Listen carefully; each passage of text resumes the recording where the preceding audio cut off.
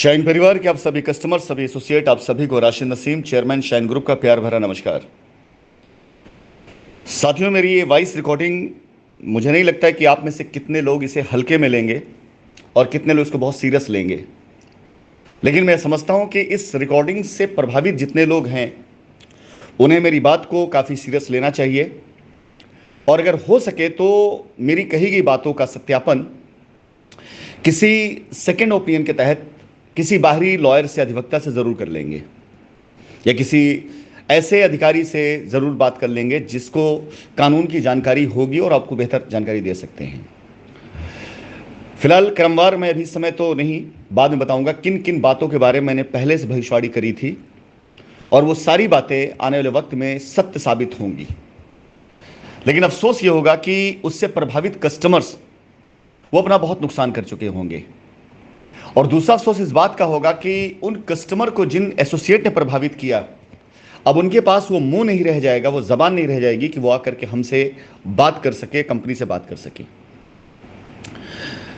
कागज के सबूतों के तथ्यों के आधार पर मैंने हमेशा बात करी है और आपके साथ रहने वाले लोगों ने, जिन्होंने आपको पिछले 5 सालों से बेवकूफ़ बना रखा है, उन्होंने हमेशा आपको लॉजिक और झूठे तर्क देकर के आपको हमेशा बरगलाते रहे। एक लाइन की बात जो आपकी समझ में नहीं आती थी कि अक्सर कहा करते थे कि कंपनी सारा पैसा लेकर भाग गई है, कंपनी पैसा आएगी तो दे देगी, सिर्फ बातें कर रहे हैं, पैसा नहीं दे रहे। ऐसी चीज़ें आप लोगों को बहुत समझाया गया और आप यही सुन करके उन्हें सच्चा मानते थे और हमारे गलत मानते थे।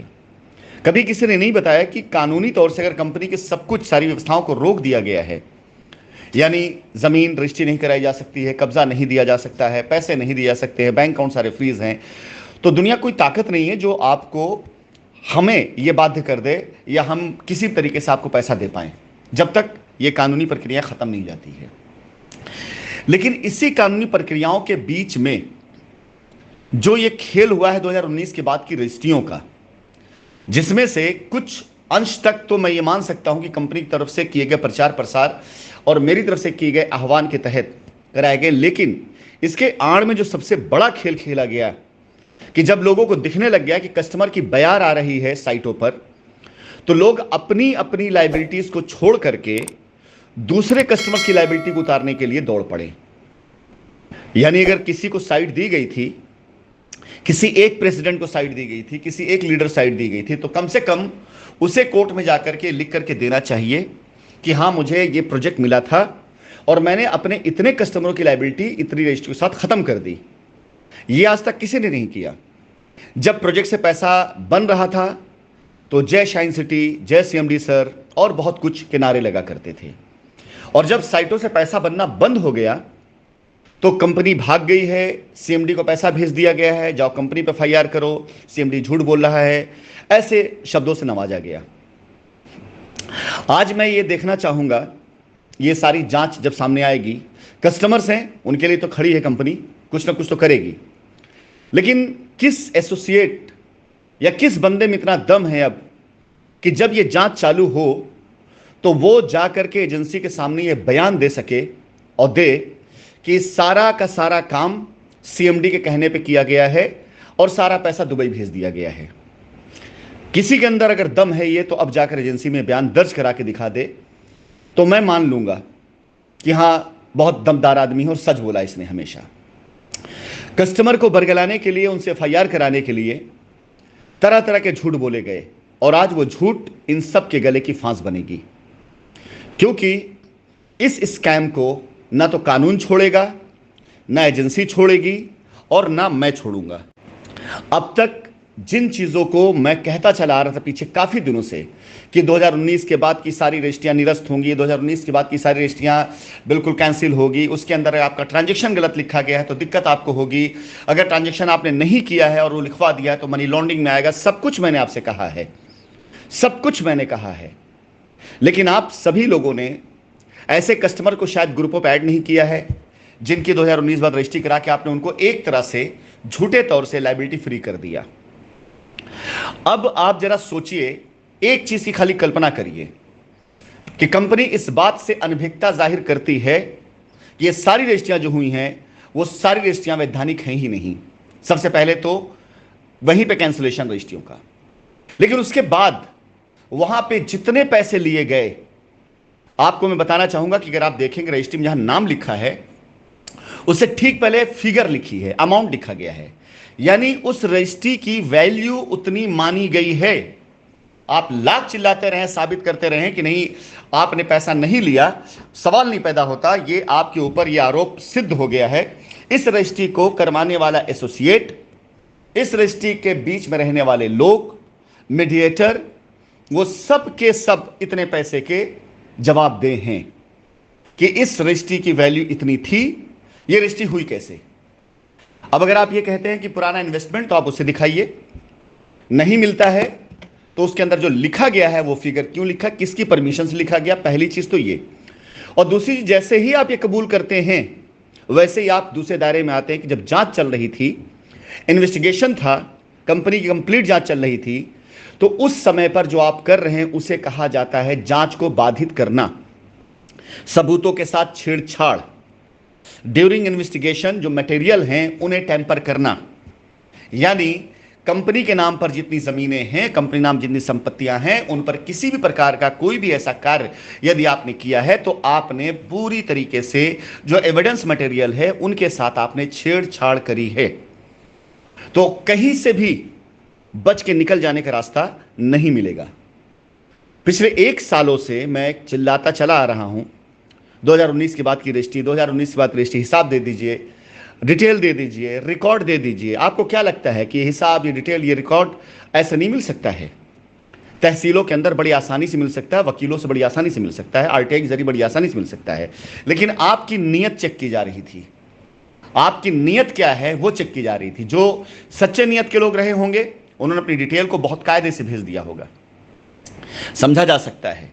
कानूनी तौर से जब हमारे सामने ये बात आई तो हमने उसी दिन से इस पर काम करना शुरू कर दिया था कि अगर ये रजिस्ट्रियां निरस्त होंगी तो इन पे और क्या क्या चार्जेस हैं ऐसे जो आयद हो सकते हैं।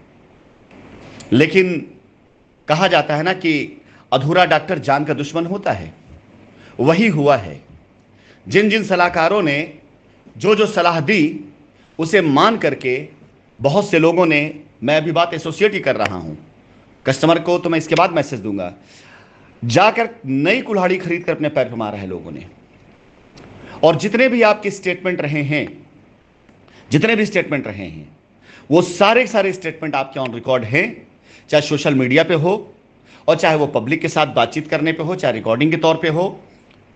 अगर किसी को ये लगता है कि अभी तक इस आग की तपिश उसको नहीं पहुंची तो इस गलत फहमी का शिकार ना रहे कि उसे नहीं पहुंचेगी, 100% पहुंचेगी। क्योंकि आप लोगों ने झूठे आरोपों की झड़ी लगा करके एक ताकत लगाई थी, लेकिन आपको यह नहीं पता था कि आपके पीछे 3 ताकतें लगेंगी और 3 क्या ताकतें बढ़ेंगी। पहली ताकत कानून की, वो छोड़ने वाला नहीं है।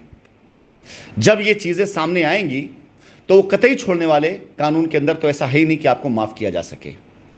दूसरी ताकत वो सारी एजेंसियां जिनकी जानकारी में ये सारा तथ्य अब आ चुका है और मेरे द्वारा अब तक पिछले 1-2 सालों से 3 सालों से किए जा रहे सारे प्रयासों में वो सारी बातें सच निकलकर साबित हो रही हैं जो मैंने बार बार कही हैं। अगर मैंने कहा है कि 2019 के बाद लूट हुई है तो ये लूट की रिपोर्ट सामने आ गई है। अगर मैंने कहा कि एसोसिएट ने अपने अकाउंट में पैसा लेकर के कस्टमर को भड़काया है तो लखनऊ के अंदर होने वाली एफआईआर इस बात की सबूत बनेगी। अगर मैंने ये कहा है कि एसोसिएट्स मिल करके दूसरे एसोसिएट को ब्लैकमेल करने के लिए दूसरे के नाम पर एफआईआर करा करके फिर उसके ऊपर बेल कराने के नाम पर बहुत ढेर सारे खेल हुए हैं, वो चीजें भी मेरे हाथ में अब आ चुकी हैं, वो भी कोर्ट में जाने वाली हैं। आज 202 कस्टमर्स का जो अंजाम हुआ है और आने वाले टाइम में, आने वाली तारीख में आप सबके सामने दिखाई देगा कि 202 कस्टमर की असलियत क्या है, हकीकत क्या है, सच्चाई क्या है और ये अब कहां जाने वाला है रुख। इन सब चीजों को देख करके लीगल में गए हुए वो लोग जो एसोसिएट के बहकावे में आकर लीगल में गए, जो ऐसे लोगों की जानकारी जिनको पूरी थी नहीं, उनके दिए गए आश्वासन पे लीगल पे गए कि आपका पैसा मिल जाएगा। आपको क्या लगता है कि 5-10 साल तक पैसा मिल पाएगा आपका? कतई नहीं मिल पाएगा। जब एक कंपनी इतनी ईमानदारी से काम करती रही कि आज तक 1 रुपए की बेईमानी का सबूत नहीं मिला है। किसी माई के लाल में दम हो, 1 रुपए का जांच एजेंसी द्वारा की गई जांचों में 1 रुपए की बेईमानी का सबूत लाके हमें दिखा दे कि हां यहां पर आपने बेईमानी करी है। 1 रुपए की बेईमानी का सबूत नहीं मिला है, क्योंकि 1 रुपए की बेईमानी हुई नहीं कंपनी के अंदर। तो आज तक हम पर लगाए गए आरोपों में कुछ नहीं मिला, तो 5 साल लग गए।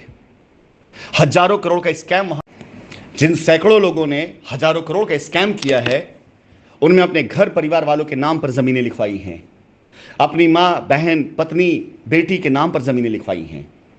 अफसोस की बात यह है कि कंपनी से बेईमानी करने के चक्कर में, पारिवारिक मोहब्बत दिखाने के चक्कर में, संबंध रिश्तेदारी निभाने के चक्कर में इन बेईमानों ने अपने घर परिवार की महिलाओं के नाम पर पेपर वर्क करके उन्हें खतरे में डाल दिया है। और यह लड़ाई रुकने वाली नहीं। पहली ताकत कानून आपके पीछे, दूसरी ताकत जांच एजेंसियां आपके पीछे, और तीसरी ताकत मैं पूरी तरीके से दिन रात बगैर कुछ सोचे समझे, बगैर किसी बात की परवाह किए, बगैर किसी खतरे की परवाह किए, मैं आपके पीछे। ये तीन की तीनों ताकतों से बच पाना आपके लिए कतई आसान नहीं है, किसी प्रकार से आसान नहीं है। इसलिए इस कंपनी के साथ किए गए हर एक फ्रॉड, हर एक उस तरह की स्कैम जिसका आरोप हम पर लगाया गया, जब तक जनता के सामने, कोर्ट के सामने, एजेंसी के सामने ला नहीं दूंगा, पेपर के साथ में, सबूतों के साथ में, तब तक तो आप ये मान के चलें कि ये इंसान आपका पीछा छोड़ने वाला नहीं है। फिलहाल हजारों कस्टमर के साथ किया गया ये छल, ये धोखा, ये बेईमानी जो 2019 के बाद की रजिस्ट्रियों के रूप में किया गया और 2019 से पहले एसोसिएट द्वारा अपने अकाउंट लिए पैसों के तौर पे किया गया, इसके साथ साथ एफआईआर, गलत एफआईआर करा करके ब्लैकमेल करने के तौर पे किया गया। उसके अलावा बहुत से लोगों के द्वारा अपनी खुद के प्रोजेक्ट ला करके वहां पर शाइन सिटी की लायबिलिटी उतारने के नाम पर किया गया, कहीं कब्जा दिलाने के नाम पर किया गया, कहीं किसी नाम के। ये सारी चीजें क्रमवार एक एक करके कानून के दायरे के तहत आएंगी, और ये शुरुआत हो चुकी है। कोई साल 2 साल नहीं लगेगा, हर हफ्ते, हर महीने आपको नए डेवलपमेंट दिखाई देंगे। तो साथियों, ये था उन सभी एसोसिएट्स के लिए और इससे जुड़े हुए लोगों के लिए पैगाम, जिन्होंने 2019 के बाद रजिस्ट्री कराई और अब कान में तेल डाल के बैठ गए कि कंपनी भाग गई है, जाओ कंपनी पे एफआईआर करो। जिन्होंने इस साइटों पर खड़े होकर यह कहा था कि कंपनी भाग चुकी, आप पैसा डूब गया, ये प्लॉट अवेलेबल है, ले लीजिए। डेवलपमेंट चार्ज के नाम पर यही लोग आपसे कहा करते थे कि पैसा दुबई जाएगा, और आपने इनसे पूछा नहीं कि जब कंपनी भाग गई है तो आप डेवलपमेंट चार्ज लेकर के दुबई कैसे पैसा भेज रहे हैं? इसका मतलब आप भी भागे हुए हैं, इसका मतलब उस अपराध के सहभागी तो आप भी हैं ना। तो जितने लोगों ने साइटों पे खड़े होकर के इस तरह का आनंद लिया है, जितने लोगों ने पैसा विदेश भेजने का इल्जाम लगाया है, उस पैसे को विदेश भेजने वाले लोग तो वही लोग होंगे, फिर इस बात को कबूलेंगे ये? तो साथियों, ये सारे के सारे लोग, वो सारे फोटोग्राफ्स, वो सारे वीडियो, वो सारे पिक्चर्स जो 2019 के बाद की हैं, सब सेव हैं, सब सोशल मीडिया पे मौजूद हैं, मेरे पास भी सेव हैं। वो सब के सब सबूत हैं, गवाह हैं, और रजिस्ट्रियां गवाह इस बात की है। तो फिलहाल आगे मैं 2-3 घंटों के बाद कस्टमर्स के लिए बाकायदा एक प्रॉपर संदेश दूंगा, जिससे कस्टमर समझ सके। एसोसिएट जिससे प्रभावित है उनकी समझ में आए या ना आए, इससे मेरा कोई लेना देना नहीं है। एक्शन से मेरा लेना देना है, और वो शुरू हो चुका है। धन्यवाद।